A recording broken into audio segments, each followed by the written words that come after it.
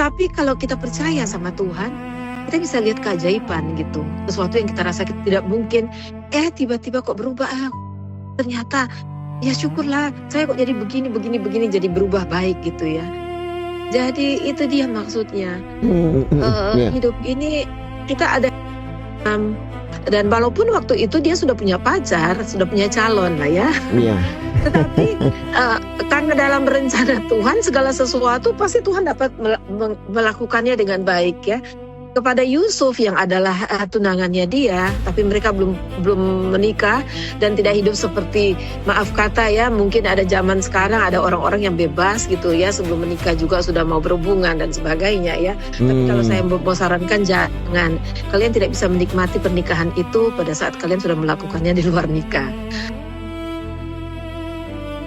Dengar ada nongkrong bareng, terima kasih yang selalu setia dengan kita dan sudah subscribe di YouTube ya, di Facebook, follow malam minggu ya, malam minggu seperti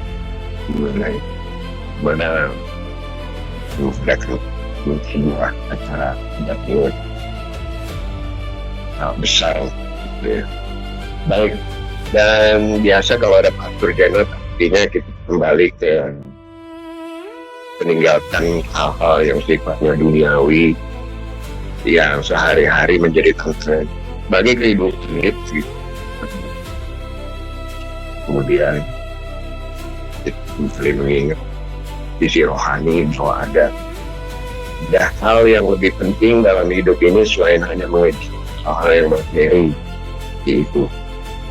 Dan ya, pastor mungkin di awal ini musim panas ya pastor. Kalau di Indonesia hujan terus panas banget. Dan di beberapa belahan dunia itu panasnya luar biasa. Di Amerika, di Hong Kong ya sudah lah. Iya, dalam dulu Kak Novi ya. Oh iya. Kak Novi sudah asik ini, memang berbakat. Memang Kak Novi, keadaan dunia sekarang agak porak-poranda ya di beberapa tempat khususnya. Belahan ya, sekarang penganiayaan mana-mana, orang kayaknya tidak tahan diri, terlalu panas gitu loh ya, otaknya dan emosinya, sampai kadang-kadang jadi agak saya bilang ya, tidak bisa menimbang dengan baik, jadi main kayak membabi buta gitu loh, lakukan kejahatan. Ya kalau lihat sih terakhir ini ada sekian perlakuan yang tidak pakai akal sehat gitu ya, termasuk ada tenaga kerja wanita yang disiksa oleh majikan dan pembantunya yang memihak ke bosnya gitu loh ya. Jadi kayak gitulah. Jadi kita yuk hati-hati dan lebih punya iman dan lebih dekat dengan Tuhan gitu loh dibanding. Kak Novi, kayaknya Kak Novi banyak baca buku ya. Beberapa hari lalu sebenarnya. Dalam beberapa saat Kak Novi sudah ungkapkan berbagai hal. Kita fokus di satu Kak Novi tentang tadi Kak Novi. Jadi begini. Iya kan? Iya. Bagaimana Pastor? Nah, sebagai orang sebenarnya yang beriman, tentunya kita masing-masing ada pelajaran-pelajaran yang akan membangun kehidupan kita gitu. Dan pada saat Kak Novi bilang kesabaran, saya langsung ingat satu ayat Kak Novi. Waktu saya akan membaca ayat ini, saya tidak bermaksud bahwa dengan ayat ini kita dapat mengejudge gitu, misalnya orang Kristen karena bacanya dari Alkitab gitu ya, bahwa semua harus seperti itu. Karena setiap kita kan kita tahu semua kita adalah satu proses gitu. Untuk kalau kita ingin sampai ke Jakarta, saya juga harus lewati proses, siapkan tanggal, rencana mau kemana, beli tiket, itu proses kan ya. Sampai akhirnya saya sampai di tujuan, saya sampai di Jakarta. Nah, ini juga satu tujuan yang jangan langsung menghakimi atau lihat pakai kacamata ini ya untuk melihat sampai di mana kekristenan seseorang. Tapi ini adalah destinasi kita gitu, yang diharapkan oleh Tuhan buat hidup kita. Dan ada di Alkitab. Dan kalau saya bisa baca ya, ada di dalam kitab Galatia pasal 5 ayat 22. Tetapi buah roh maksudnya di sini buah Roh Kudus ya, ialah kasih, sukacita, damai sejahtera, kesabaran, nah ini harus digarisbawahi, kemurahan, kebaikan, kesetiaan, kelemah lembutan, penguasaan diri. Tidak ada hukum yang menentang hal-hal itu. Maksudnya di ayat ini berbicara tentang kalau seseorang hidup di dalam Kristus, dia memberikan roh. Hidup dalam Kristus artinya adalah menerima Kristus dan mempercayai dan menerima Dia sebagai Tuhan dan Juru Selamat ya, yang kita percaya tentang penebusannya. Dan dengan itu kita diberikan rohnya ke kita, Roh Kudus. Mungkin ada yang masih bingung, apa sih Roh Kudus? Nanti mungkin kalau bisa di hari ini, atau kalau tidak bisa nanti di bulan-bulan berikutnya. Nah, berbicara kalau ada Roh Kudus di kita, inilah buahnya gitu, buahnya. Jadi kalau Roh Kudus ada di kita, ini yang akan keluar dari hidup kita. Tapi jangan langsung bilang pada saat kita masuk rumah langsung segala sesuatu ada gitu ya di kita. Ini adalah satu hidup proses. Karena perubahan sikap juga adalah satu proses panjang, iya enggak? Jadi kita juga seringkali ya up and down, jatuh bangun lah, tetapi intinya adalah kita diarahkan ke arah situ. Karena itu adalah buah Roh Kudus. Itu yang saya baca tadi ya. Yang pertama adalah kasih, sukacita. Ya kasih ya dalam sekali ada banyak ayat yang berbicara tentang kasih. Dan sukacita, damai sejahtera itu kesabaran. Jadi kita bisa tahan nafsu kita, tahan emosi kita, karena ada roh yang menolong kita. Jadi kita kalau ada Roh Kudus itu seperti penolong yang tidak kelihatan di dalam kita, yang bisa pada saat kita panas kita diingatkan oleh Tuhan. Jangan bikin yang ini, jangan menghancurkan hidupmu cuma gara-gara kamu panas, marah sama seseorang. Jadi hal-hal seperti itu saya seringkali juga mengalami gitu ya. Tidak semua kita berhadapan dengan semua orang baik di sekeliling kita. Ada, kita bisa kasih tingkat dari 1 sampai 100 mungkin yang paling buruk dan yang paling baik ya.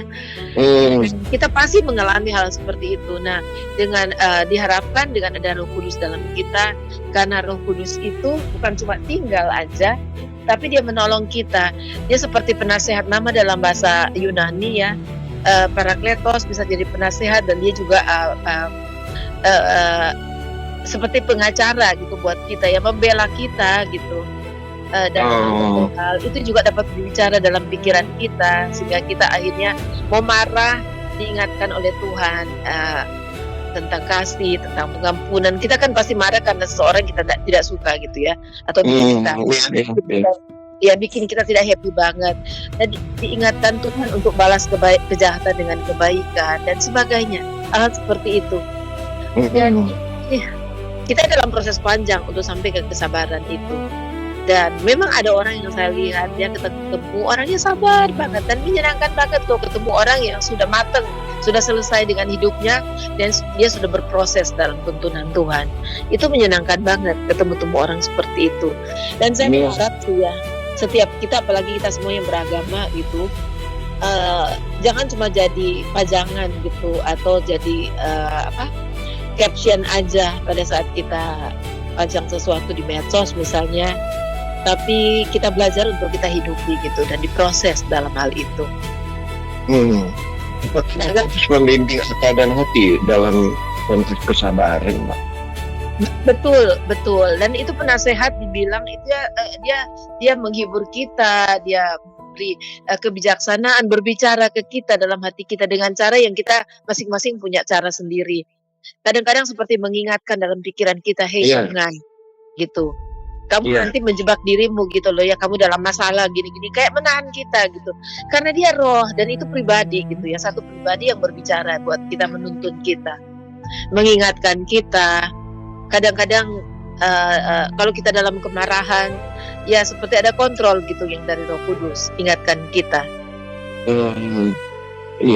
Jadi sebuah proses ya, Pastor ya, dalam kehidupan ya. Kehidupan. Ya, penguasaan diri lah seperti itu. Karena kalau kita berkasih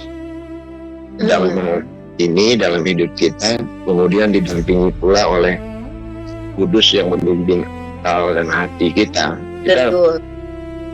100%, 1000% akan bijak. Ya, Pastor ya. Iya, kalau kita hidup tetap berserah kepada Tuhan, pasti berserah kepada Tuhan. Taat ya, seperti apa yang diingatkan Tuhan, Roh Kudus dari dalam hati kita ya.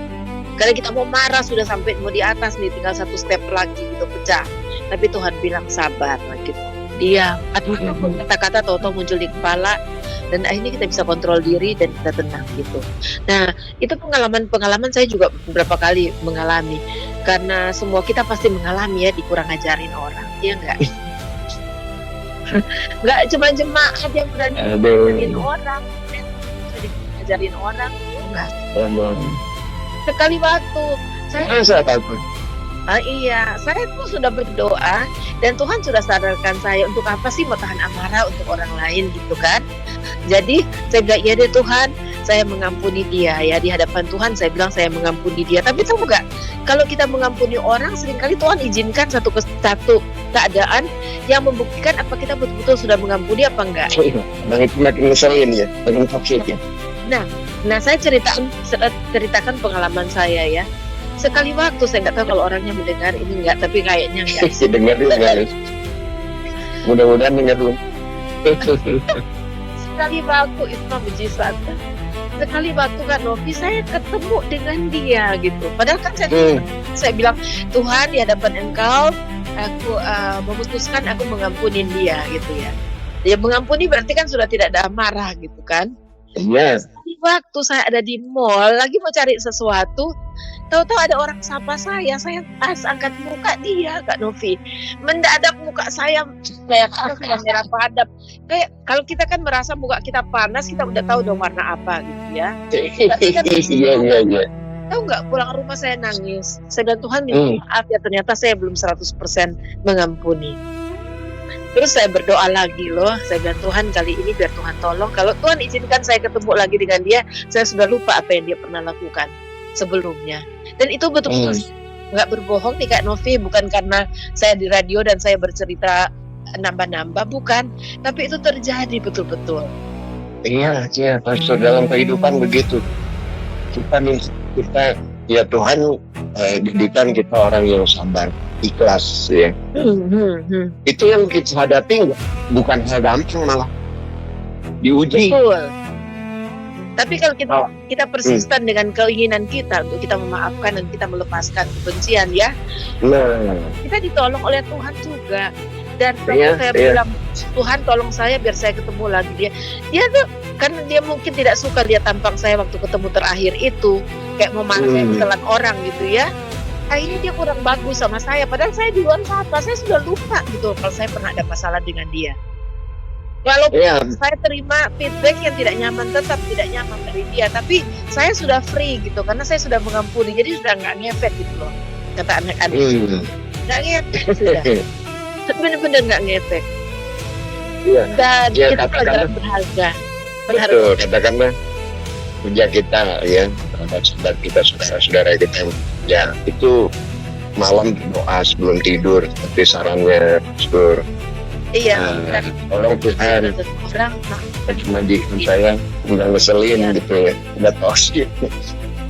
Berikan saya kesabaran. Malah diuji gitu tuh besoknya. Iya. Betul-betul udah sabar belum, benar kalau kita. Iya. Loh, seringkali diizinkan oleh Tuhan untuk kita betul-betul menerima, pastikan bahwa kita sudah menerima. Dengan apa? Ya ada lagi keadaan yang sama atau mirip lah atau lebih malahan ya untuk kita hadapi. Dan bersyukurlah kalau kita diperhadapkan lagi dengan itu, berarti ya Tuhan kepingin mau kasih, asal kita mau terima. Terima kan tidak akan dari kita. Iya, saya sepakat itu pastor. Iya. Apakah itu level up? Artinya naik level kita sebagai iman. Itu yang saya bilang tadi kan, proses. Kita kan berproses Kak Novi. Iya, saya pikir begitu. Nggak langsung jadi orang yang sabar banget, enggak. Iya. Step by step gitu, kita akan betul-betul naik terus. Dicoba lagi ya. Iya. Sampai buat kita tuh udah nggak ngefek, udah biasa tuh, udah nggak apa-apa, udah nggak ngaruh. Dengan mudahnya maafkan, ya udah kesian dia juga begini. Jadi kan kita punya rasa iba lah, atau kita punya memaafkan, itu akan lebih kuat dan lebih kuat. Iya. Kayak kalau sama orang yang sabar ini. Iya, saya selalu memaafkan. Saya selalu memberikan kesempatan kepada teman atau kepada siapa aja gitu yang memerlukannya. Iya, iya. Dari sisi rohani bahwa meningkatkan kesabaran, dan dari sisi Kristen itu adalah mengenai Roh Kudus, Pastor ya. Nah, mengenai Roh Kudus tadi Pastor bilang kalau kita ngomongin malam ini panjang, kenapa Pastor? Iya panjang. Ya kalau pendek aja sih nggak apa-apa. Roh Kudus itu adalah penolong yang seperti yang waktu Paskah yang lalu kan saya jelaskan tentang hari kenaikan Tuhan Yesus, Tuhan ke surga. Itu ada pernyataan sebelum terjadi kenaikan Tuhan Yesus ke surga. Jadi waktu dia naik jadi kembali gitu ya ke surga. Tuhan bilang alangkah baiknya kalau saya kembali, karena kalau saya tidak kembali ke surga, saya tidak akan mengutus Roh Kudus datang untuk kalian, karena Roh Kudus dia akan melakukan perkara-perkara yang luar biasa. Karena berbicara tentang roh itu yang seperti yang saya juga jelaskan waktu itu, dia adalah hadir di mana-mana, dia maha kuasa, dia tidak terbatas dengan ruang dan waktu. Jadi dia hadir di mana-mana dan dia boleh ada di setiap orang dimanapun mereka berada. Beda dengan pernyataan Yesus yang datang sebagai manusia kan ya, dalam tubuh. Itu berarti waktu dia ada di satu kota, dia tidak ada di kota yang lain. Walaupun dia maha tahu, dia bisa tahu apa yang terjadi di tempat yang lain, tapi secara gitu tubuh, karena dia masuk dalam tubuh manusia, jadi dia tidak bisa hadir di mana-mana tubuhnya. Walaupun dia maha tahu, iya, dimanapun dia tahu. Tetapi dalam roh, yaitu penyertaan dari Roh Kudus. Sebab itu Tuhan Yesus bilang, aku tidak akan pernah meninggalkan kamu. Aku akan memberikan rohku kepadamu. Jadi Immanuel itu Allah beserta kita itu nyata gitu, yaitu lewat Roh Kudus yang diberikan oleh Tuhan Yesus dalam setiap kehidupan orang percaya. Allah itu menyatakan dirinya ya Allah Bapa.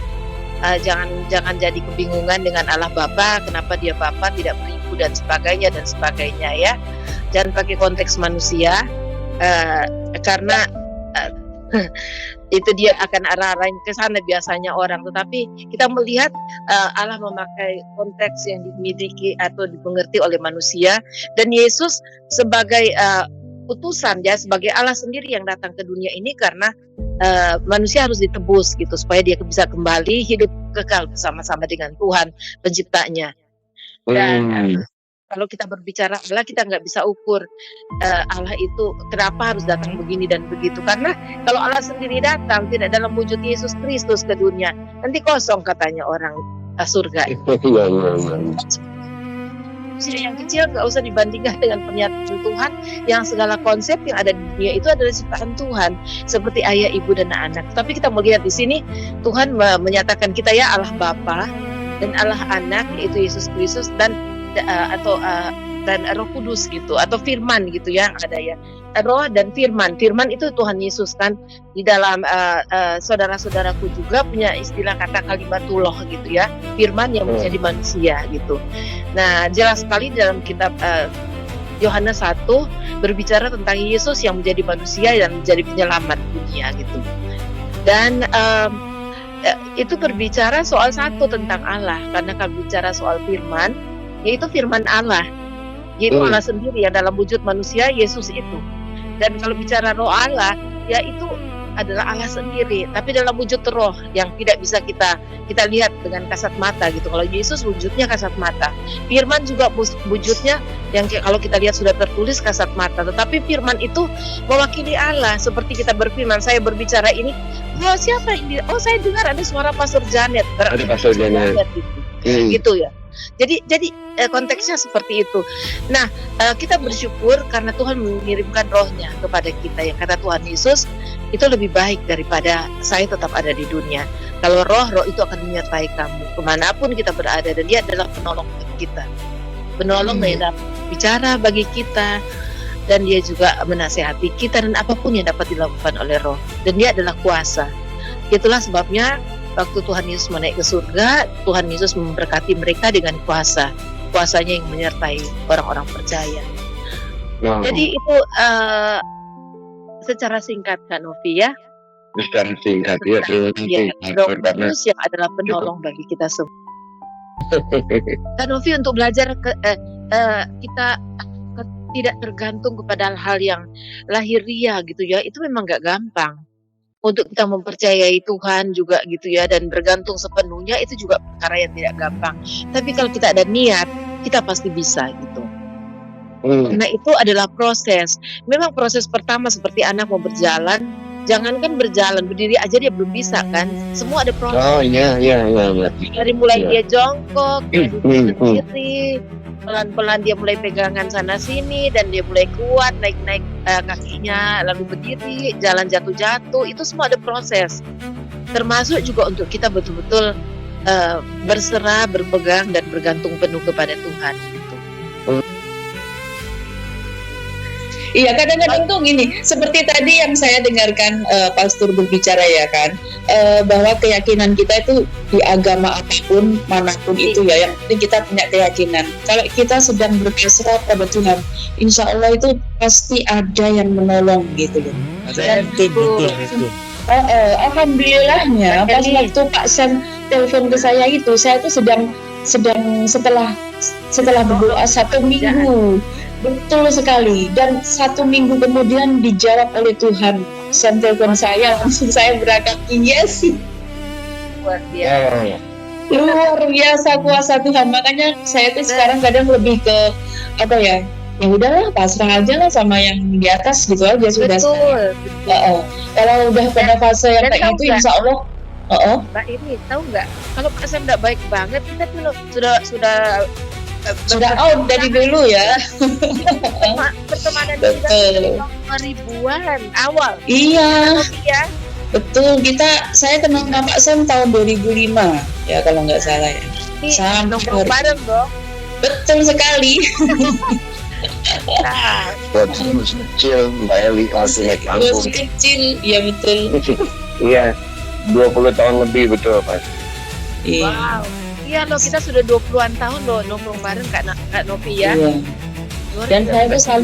tuh salutnya itu sekarang sudah bisa dilanjut lagi, dan semakin banyak juga pendengar-pendengar baru yang mendengarkan radio Nongkrong Barat. Dan saya tetap berdoa semoga siaran ini tetap didengarkan oleh teman-teman kita yang berada di mana saja Anda Wow, berada thank gitu you ya. banget. Karena memang dengan adanya radio kita kan bisa bisa mendengarkan berita-berita penting, berita-berita yang aktual, dan juga mungkin Betul. untuk bisa saling memberikan informasi seperti itu ya. Iya benar, sharing-sharing seperti Mbak Eli sharing. Kemudian ada pastor memberikan nasihat-nasihat rohani.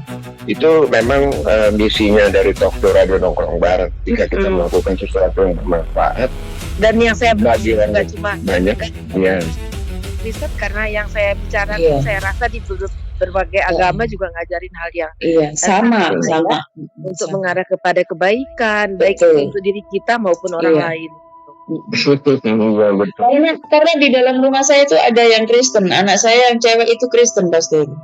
Oh gitu ya. Jadi Iya. ya. Iya, tiga agama kami.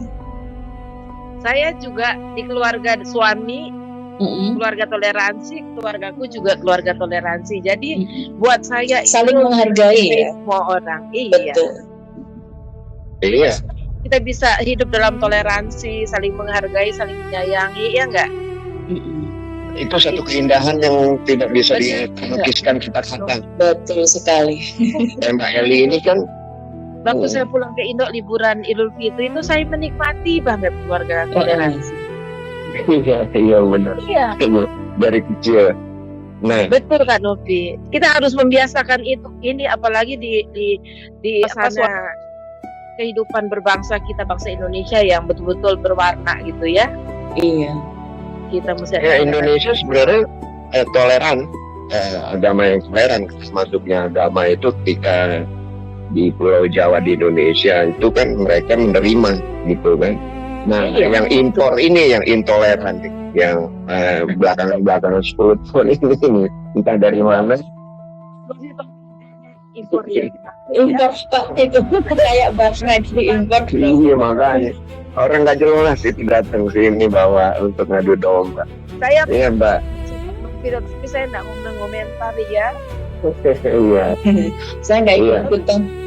Iya, nggak usah ikut-ikutan. Nanti kalau Kak Novi mau kasih sesi offline, Tadi kita bicara mengenai kesabaran Pastor Janet. Kita harus dalam proses ya. Kemudian Iya. mengenai dari sisi Kristen itu ada yang namanya Roh Kudus. Ya jadi bukan dia itu sebuah benda atau apa, tapi dia itu ada yang ada di dalam kita, ya. yang ada di dalam kita yang mempercayai ya, yang beriman, iman Kristen Iya. dalam hal ini. Yang Karena kalau saya menolong. lihat, Karena Iya. kita secara manusia kita ada tubuh, ada jiwa, ada roh kan ya. Roh itu dari atas ya, roh dari Allah karena itu napas kehidupan yang diberikan itu yang diimani oleh kekristenan. Dan tubuh ya tubuh kita ini, dan jiwa itu berbicara soal nyawa. Jadi kalau nyawanya udah hilang, udah ada jiwanya dan tubuhnya juga akan selesai gitu. Tapi rohnya kita percaya, roh manusia nih ya, karena itu ditiupkan oleh Tuhan atau dihembuskan oleh Tuhan gitulah, oleh Allah. Jadi itu akan kekal. Tetapi pada saat roh kita, kalau kita sebagai umat Tuhan ya, kita meminta roh Allah itu, roh kudus gitu di dalam kita, itu akan menguatkan roh kita untuk kita menjadi kuat gitu, untuk apapun keputusan baik yang harus kita lakukan. Kita nggak sendiri. Jadi kita kan Tuhan Yesus bilang penolong. Dia bilang kalau Roh Kudus itu datang, dia adalah penolong buat kita. Jadi semakin kuat. Itu yang kita imani, Kak Novi. Kita percaya dan saya percaya ada dengan cara yang berbeda, masing-masing agama juga punya apa yang disebut roh gitu ya. betul, betul. Jadi kalau kita berpasrah dan betul-betul bergantung berserah sama Tuhan, saya percaya dunia kita akan semua baik gitu. Harusnya, iya, betul. Harusnya, dan kita harus saling menyayangi, saling menghormati. Kalau kita betul-betul kenal siapa yang kita percayai gitu ya, dan mengamalkan atau melakukan dengan benar, damailah dunia kita, bahagia banget ya. Iya, tadi itu yang harusnya kita bergantung hanya pada Tuhan ya, Betul. bukan pada materi atau seperti petunjuk yang diberikan ke Kak Sam, kemudian Kak Sam bantu nih orang, iya. Kalau dari konteks itu mungkin nyambung ya, Pastor ya. Bantu Mbak Eli gitu, bekerja atau hal yang lain seperti itu ya. Iya. Kadang-kadang atau bantu radio nongkrong bareng terus ke udara supaya menyebarkan kebaikan gitu ya. Dalam bentuk jempolin sekali sama Kak Sam ya. Setia banget loh dari tahun 2000. Saya masih hafal pertama kali Pak Sam kontak saya loh. Untuk dia bilang, yuk Pastor mau nggak? Ini radio nongkrong bareng pertama baru mulai loh. Lalu ikut surat kabar berita Indonesia dan sebagainya, dan itu tetap konsisten sampai sekarang loh. Bukan cuma nongkrong bareng dan berita Indonesia, tapi juga persahabatan kita konsisten ya, jalan terus baik ya. Betul, pasir. Dan kesabaran adalah sebuah proses ya. Tujuannya atau destinasinya adalah penguasaan diri. Di situ ada kasih, ada sukacita, ya. Dan itu Novi, saya juga pernah membaca buku ya, untuk sesuatu konsep melekat di dalam kita ya. Kita mesti libatkan lebih banyak indera, seperti Kak Novi. Kak Novi mendengar, sudah ada telinga kan ya. Kak Novi membuat. Kak Novi menulis kan sambil melihat kan ya, sudah ada mata di situ. Luar biasa sekali Kak Novi ngomong. Jadi sudah ada mulut, dan saya percaya pasti akan melekat ya. Iya. Pastor di penghujung mungkin sedikit yang mau disampaikan, Pastor, tentang kesimpulan dari bagaimana kita jadi makhluk yang bersabar dan bersandar pada Roh Kudus. Yang paling pertama adalah kemauan kita gitu. Ini siapa yang lagi ngobrol ya? Ada suara masuk nih. Pak Sam. Oh Pak Sam. Iya Pak Sur, Maaf, Pak. sorry. Ada konseling ya?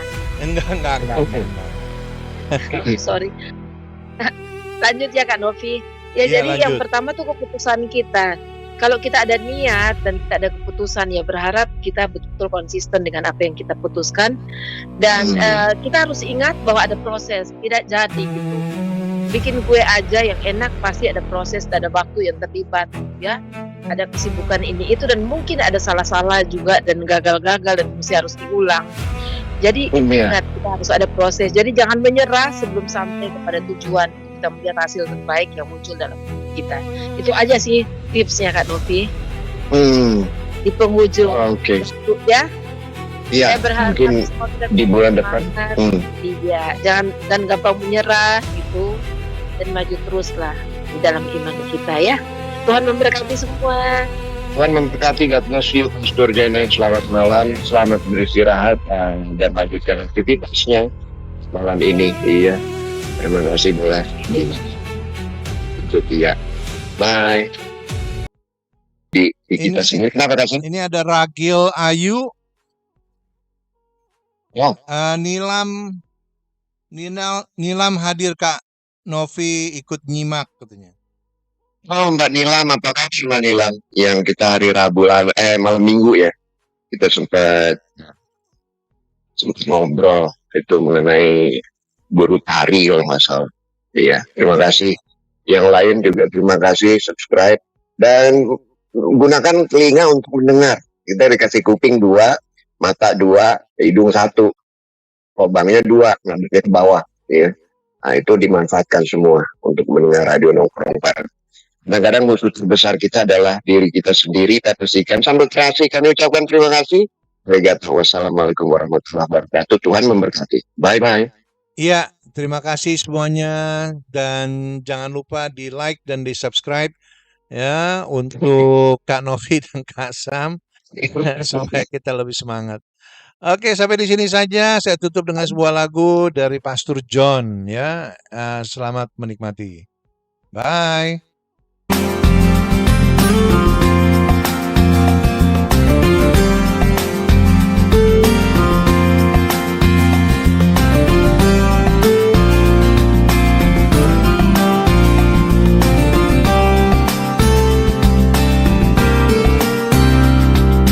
Kasih-Mu sempurna yang telah ku terima, berkuasa memampukan ku selalu bertahan. Kasih-Mu sejati yang telah ku alami, berkuasa perbaiki semua indah kembali.